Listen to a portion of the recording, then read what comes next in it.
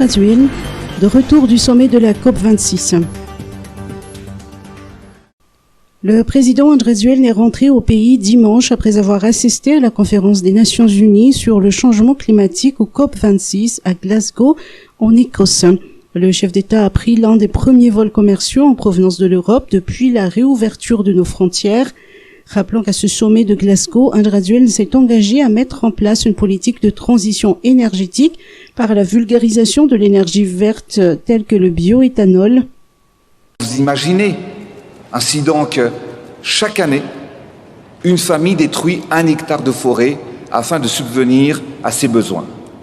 Comment stopper ce désastre ?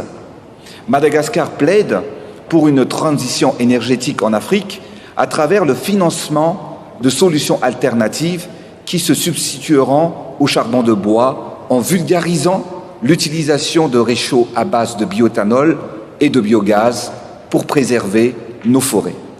Mesdames et messieurs, je suis convaincu que Madagascar, à l'image de l'Afrique, peut être la vitrine d'un développement vert et d'une émergence écologique. Il faut agir maintenant et c'est ici, à Glasgow, que cela doit être acté.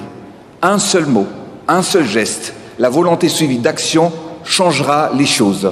Ainsi, j'appelle les leaders du monde entier à accélérer la mobilisation des 100 milliards de dollars de l'accord de Paris afin de financer une politique de transition énergétique en Afrique. La COP26 fut également l'occasion pour le président malgache de s'entretenir en tête-à-tête avec des leaders mondiaux et des dirigeants d'organisations internationales concernant les possibilités de coopération pour des solutions durables aux impacts du changement climatique.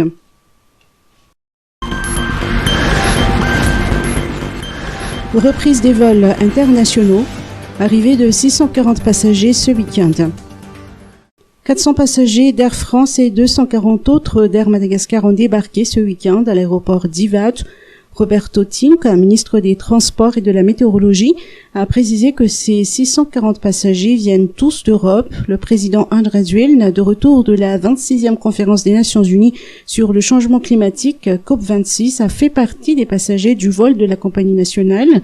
Pour ce mois de novembre, Air Madagascar prévoit 2 vols par semaine au départ d'Antananarive vers Paris les lundis et vendredis et au départ de Paris à destination d'Antananarive les mercredis et samedis. Pour tous les vols, les responsables verront au respect des différents protocoles sanitaires dont le confinement de 2 jours à l'hôtel en attendant la délivrance du résultat de leur test PCR à l'arrivée. Ils pourront en sortir si le résultat est négatif. Dans le cas contraire, ils seront astreints à un confinement prolongé. Par ailleurs, les passagers sont tenus de remplir une fiche de traçabilité. Semaine de l'entrepreneuriat. Inciter les jeunes à entreprendre.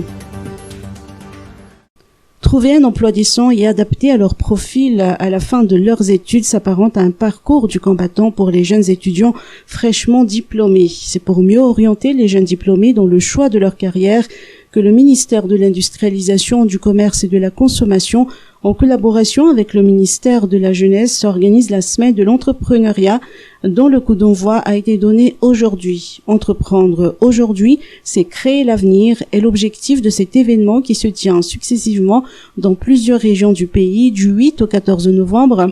La vice-ministre de la Jeunesse, Juliana Ratoufson, n'a pas manqué d'encourager les jeunes malgaches à entreprendre. Une semaine pour célébrer et encourager les entrepreneurs dans chaque pays, chaque communauté à travers le monde, bien sûr.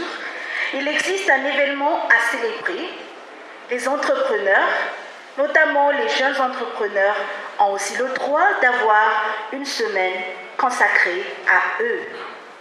Je loue cette initiative des organisateurs du Global Entrepreneurship Week qui, malgré les défis, malgré les challenges que nous avons traversés durant l'année, nous revoilà à ce rendez-vous annuel d'une haute importance. C'est en effet l'occasion et l'opportunité de rappeler à tous les acteurs combien les entrepreneurs malagasy constituent une force inébranlable pour l'avenir du pays. Sans oublier les viviers des jeunes entrepreneurs qui commencent à se hisser sur la scène nationale, voire percer à l'international. Quant au ministre Edgar Zafnjava, il a confirmé l'appui de son ministère aux entrepreneurs et entreprises en leur proposant des opportunités immédiates de transformation afin de promouvoir des zones pépinières industrielles.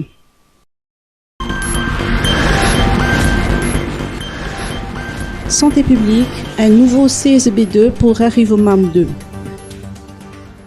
La prise en charge médicale laissait à désirer dans la commune rurale d'Arrivomam 2. L'espoir renaît chez les 3000 habitants des 5 Fouquetins depuis la construction d'un nouveau CSB2 dans leur circonscription, dont de l'ONG Madagascar Development Fund et financé par l'un de ses partenaires, la famille Satine d'Angleterre. Cette nouvelle infrastructure comporte 11 salles, dont des bureaux, une pharmacie, des salles de soins et de vaccination, de prise en charge maternelle et infantile, une salle d'accouchement équipée, une salle d'hospitalisation dotée de lits médicaux ainsi que de latrines avec rampe d'accès aux personnes à mobilité réduite et en fauteuil roulant.